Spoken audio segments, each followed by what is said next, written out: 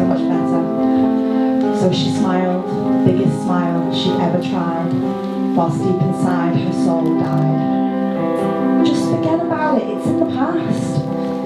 So she smiled, says, you know best, while that knife again slices her chest. Just stop worrying, you can't stop anything happening. So she smiles, says, you know best, I'll stop. No one even sees that single teardrop. Just stop taking it so personally, there's really no need. So she smiles, says, you know best, I'll stop, I'll think more positive. Now, she's starting to lose her will to live.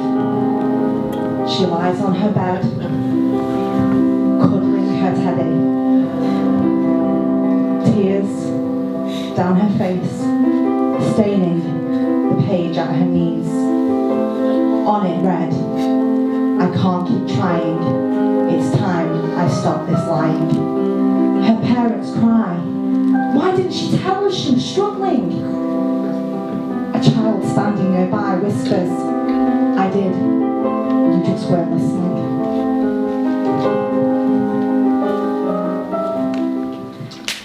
Thank you very much.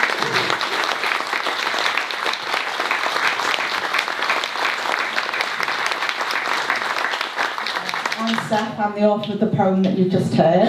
And thank you very much for Billie-Jo for taking part in my performance.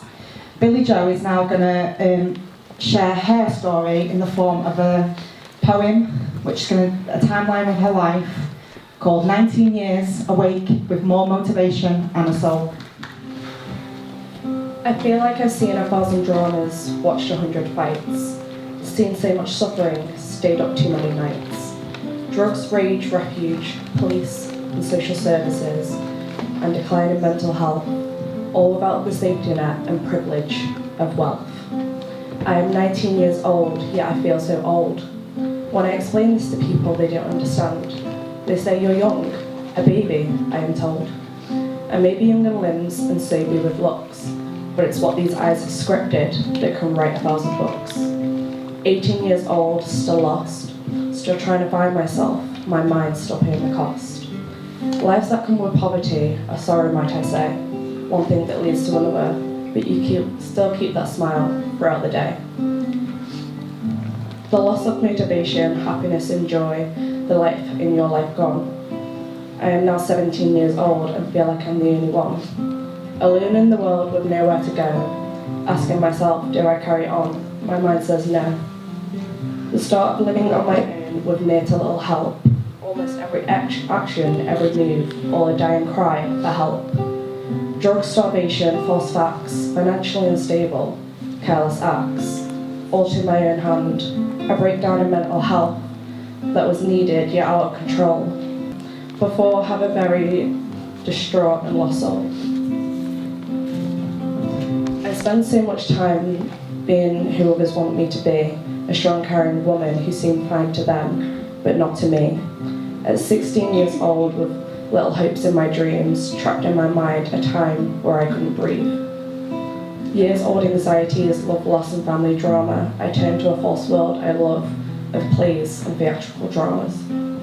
15 years old, a broken and separated family home. 2.5 years, I rest my head in a couch in someone else's dome. The years my eyes have already seen started to take a toll. A sweet young girl, with her imagination she tried to recall. When caring for the whole world was better than loving myself, I couldn't help but wonder, see, that others were in more need of help. Caring a lot may make you feel great, though deep inside, a heavy-duty crane is carrying an overloaded weight. I am now 11 years old. School, society, sickness and mental health, all hidden, an 11-year-old, of meetings, questions, that I had to make myself understand. Worrying and fighting for my family slowly became a brand. Being I was a tiny child of 6, I lived with the threat of losing my mother. Nobody seemed to understand we were stronger together. I wanted no other. Authorities watching your every move is like living in a trap. As a child, you're always watching out for things, forever minding the gap. Though these years were stressful, I'd wipe away the pain, make things seem less dull, flush them down the drain. I am now 4 years old, with my world torn apart, my hero of my life taken, with that my soul a broken heart. The one I looked up to the most, my main reason for my joy, some of my most precious memories, all a feeling, a smell, a story, a toy. These all better than any book or gift, these were the ones that made me climb that lift. Grandad, you were the richest man I had ever met, yet you had no money, no car, a nice house. You were pure and giving, that's something I won't forget. 'Cause to be rich is to have nothing, see love, forgive and connect. Take into consideration, take a chance, your life is like a bet. I thank my life for my experiences and the things that I've been through and seen. 16 years of pain hasn't yet seemed like enough, although I know I'm ready to what's to come. A lesson, and I will climb, fight and overcome, in a way that doesn't get you in cups.